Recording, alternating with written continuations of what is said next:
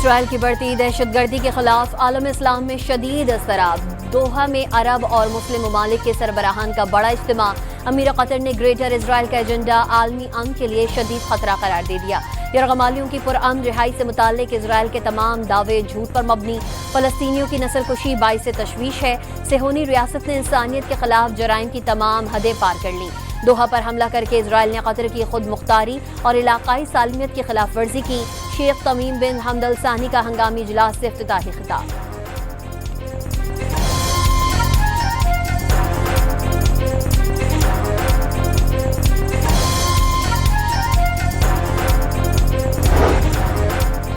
وزیر اعظم شہباز شریف نے دوحہ پر اسرائیلی حملہ امن کی کاوشوں کے لیے ایک بڑا دھچکا قرار دیا۔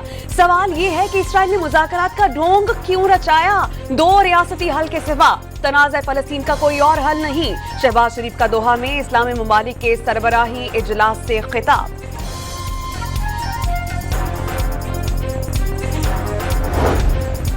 ترکیہ کے صدر کا قطر کے ساتھ مکمل یکجہتی کا اظہار۔ دوحہ پر اسرائیلی حملے کے بعد اسلامی دنیا کی قطر سے یکجہتی قابل ستائش قرار۔ فلسطینی ریاست کا قیام ہی امن کا راستہ ہے۔ فلسطین کے صدر محمود عباس نے غزہ میں اسرائیلی جارحیت روکنے کے لیے عملی اقدامات ضروری قرار دے دیے۔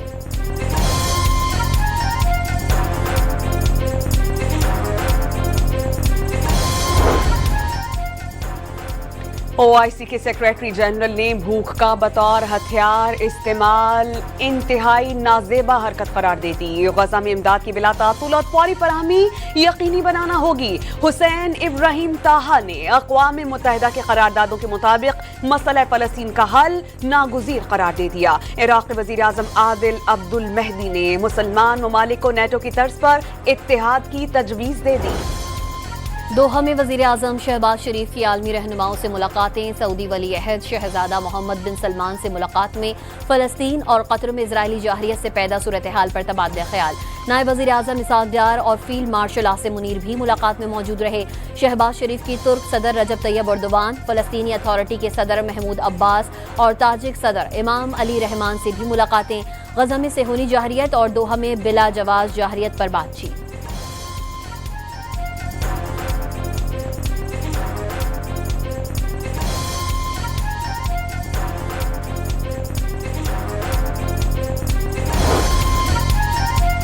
غزہ میں اسرائیلی جارحیت رک نہ سکی۔ صہیونی ریاست کے جنگی طیارے آج بھی مظلوم فلسطینیوں پر بم برساتے رہے۔ مزید 34 فلسطینی شہید۔ غذائی قلت کا شکار مزید 3 فلسطینی جاں بحق۔ شہادتوں کی کل تعداد 64,905 ہو گئی۔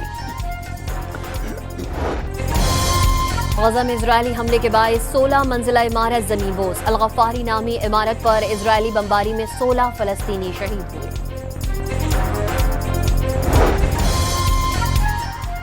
حماس کا اسرائیل کے ساتھ قیدیوں کے تبادلے کے لیے مذاکرات معطل کرنے کا اعلان۔ مزاحمتی تنظیم کے سینئر عہدیدار طاہر النونو نے نیتن یاہو کو جنگ بندی اور قیدیوں کے تبادلے کی کوششوں میں ایک رکاوٹ قرار دیا۔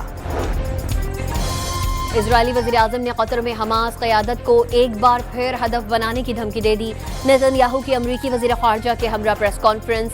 دوحہ میں اسرائیلی حملے پر ناراض امریکی صدر کا پیغام لانے والے مارکو روبیو تل ابیب میں صہیونی ریاست کے ترجمان بن گئے۔ امریکی وزیر خارجہ کا حماس سے غیر مسلح ہونے کا مطالبہ۔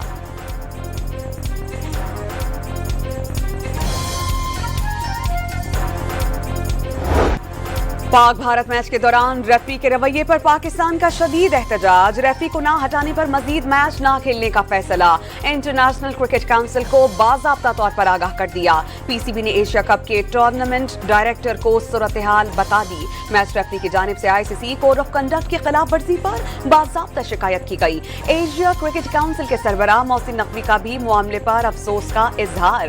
پاک بھارت میچ میں ٹاس سے قبل میچ ریفری اینڈی پائی کرافٹ نے دونوں کپتانوں کو ٹاس کے بعد مصافحہ کرنے سے منع کیا تھا۔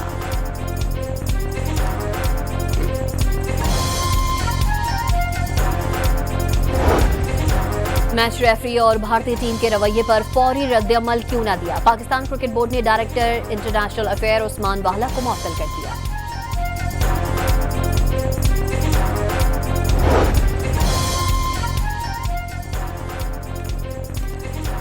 पाकिस्तान के खिलाफ मैच में भारतीय खिलाड़ी स्पोर्ट्समैन स्पिरिट भुला बैठे। आईसीसी रूल्स और खेल के रवायती आदाब की खिलाफ वर्जी, पाकिस्तानी खिलाड़ियों के साथ हाथ मिलाने से इनकार। टॉस पर पाकिस्तानी कप्तान से हाथ मिलाया, न ही जीत के बाद टीम को रिवायत पर चलने की जहमत हुई। पाकिस्तानी क्रिकेटर्स इंतजार करते रहे। भारतीय खिलाड़ियों ने ड्रेसिंग रूम का दरवाजा बंद कर दिया। कप्तान सलमान अली आगा को एहतजाजन इख्तितामी तकरीब का बॉयकॉट करना पड़ा।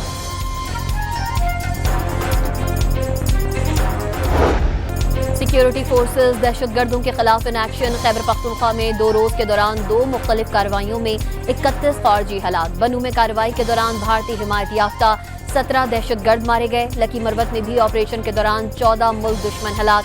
अफवाज पाकिस्तान का मुल्क को भारतीय हिमायत याफ्ता दहशतगर्दी को जड़ से उखाड़ फेंकने का आज़म।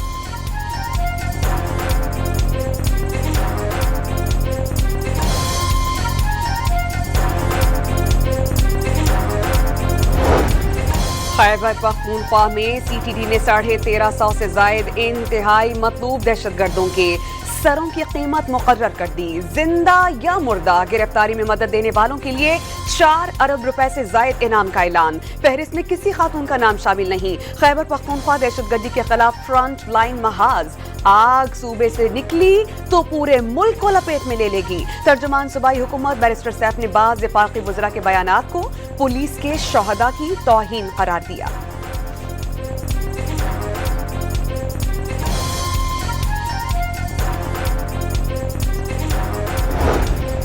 पंजाब के दरियाओं में तोग़यानी थमने के बावजूद सैलाबी रेलों की तबाहकारियां न थमी। हजारों बस्तियों में तबाही की दास्तानें। जलालपुर पीरवाला के करीब बहने वाले M5 मोटरवे की बहाली की कोशिशें। कबीरवाला में बंद का शगाफ पुर ना किया जा सका। घरों में रखा सामान तबाह। बेटियों का जहेज बहने पर वालिदैन गम की तस्वीर बन गए।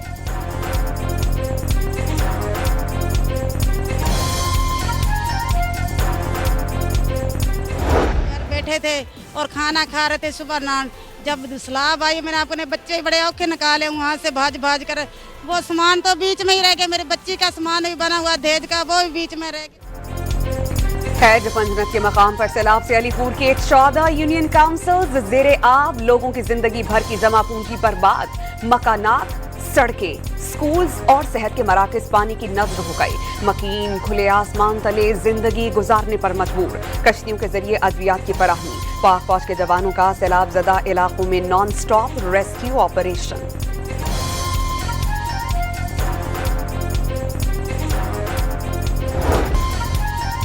वज़ीर आला पंजाब सैलाब मुतासरीन की दादरसी के लिए अलीपुर पहुंच गईं। रिलीफ कैंप में मुतासरीन से मुलाकात। खवातीन और बच्चों के साथ खाना खाया। मरियम नवाज ने बच्चों के साथ क्रिकेट भी खेली। वज़ीर आला पंजाब ने सैलाब मुतासरीन में चेक्स भी तकसीम किए।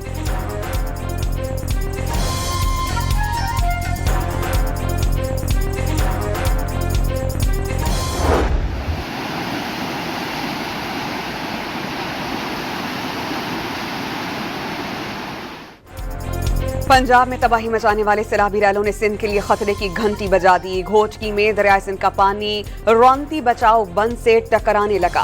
कई देहात जेरे आब। कश्मोर के कई गोठ भी डूब गए। कादिरपुर फील्ड से गैस की सप्लाई बंद। सेहवन में 25 से जायद गांव में सैलाबी पानी भर गया। बच्चे कश्तियों में बैठकर स्कूल जाने पर मजबूर। ठट्टा में 100 से जायद मकानात डूब गए। मकीनों ने करीबी बंद पर पनाह ले ली।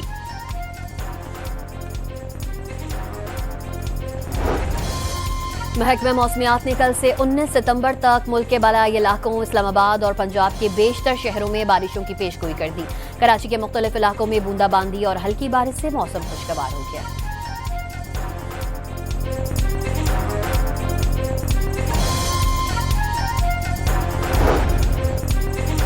डेरा गाजी खान में सैलाबी रैले तबाही के साथ खजाने भी लाए। को सुलेमान के नदी नालों से कदीम सिक्कों की बड़ी तादाद दरियाफ्त। सखी सरबत के बसाती नाले से हजारों साल पुराने सिक्के मिल गए।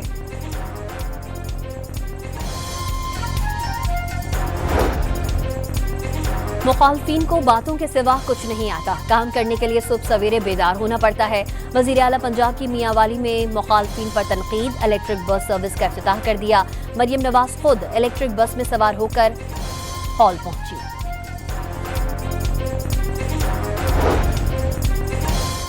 بلاول بھٹو نے چین کے ساتھ تعلقات کا فروغ پاکستان کی خارجہ پالیسی کا جزو قرار دیا. سی پیک علاقائی ترقی اور خوشحالی کا منصوبہ ہے. پاک چین دوستی کی دنیا بھر میں کوئی مثال نہیں. دونوں ممالک نے ہر علاقائی اور عالمی فورم پر ایک دوسرے کا ساتھ دیا. جیالی چیئرمین کا چین کی یونیورسٹی میں خطاب.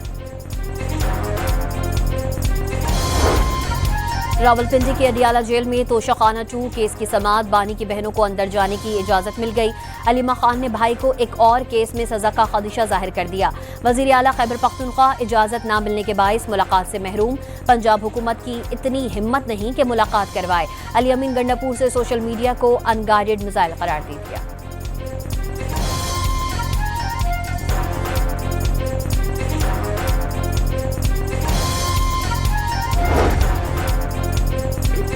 اسٹیٹ بینک آف پاکستان کا شرح سود اگلے 1.5 ماہ کے لیے 11% کی سطح پر برقرار رکھنے کا اعلان. مانیٹری پالیسی کمیٹی کے اجلاس میں ملکی معاشی صورتحال اور افراط زر کا جائزہ. پنجاب میں 14 روز میں ذخیرہ اندوزوں سے 2.5 لاکھ میٹرک ٹن سے زائد گندم برآمد. فلار ملز کے گندم ذخائر 15.5 لاکھ ٹن ہو گئے. 2.5 لاکھ ٹن سے زائد گندم پسائی سے آٹے کی فراہمی یقینی بنائی گئی. گندم کی قیمت 3800 روپے فی من سے کم ہو کر 3 روپے تک آ گئی.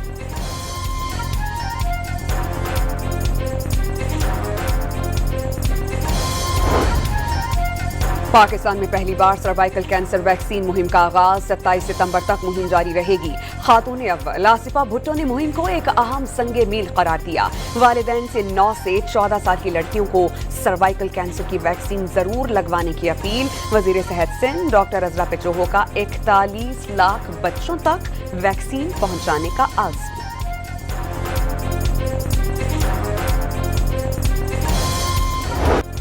میڈرڈ میں فلسطین کے حامیوں اور پولیس کے درمیان شدید جھڑپ. سائیکل ریس میں اسرائیل کی شرکت پر شہریوں کا شدید احتجاج. انتظامیہ کو ریس منسوخ کرنا پڑی.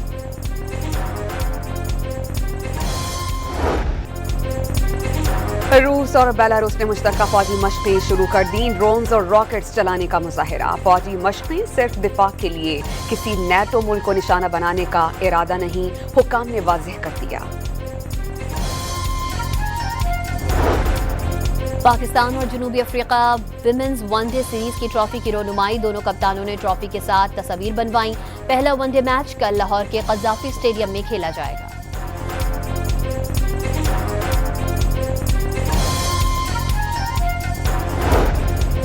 ایشیا کپ کے 7ویں میچ میں متحدہ عرب امارات اور عمان آمنے سامنے. 8ویں میچ میں سری لنکا اور ہانگ کانگ مد مقابل.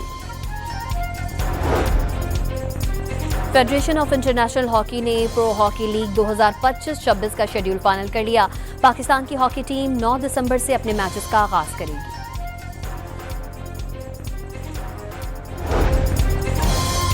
لاس اینجلس میں ایمی ایوارڈز کی تقریب. دی پٹ سال کا بہترین ڈرامہ قرار. نیٹ فلکس کی مشہور برطانوی سیریز ایڈولیسنس بہترین سیریز کے ایوارڈ کی حقدار.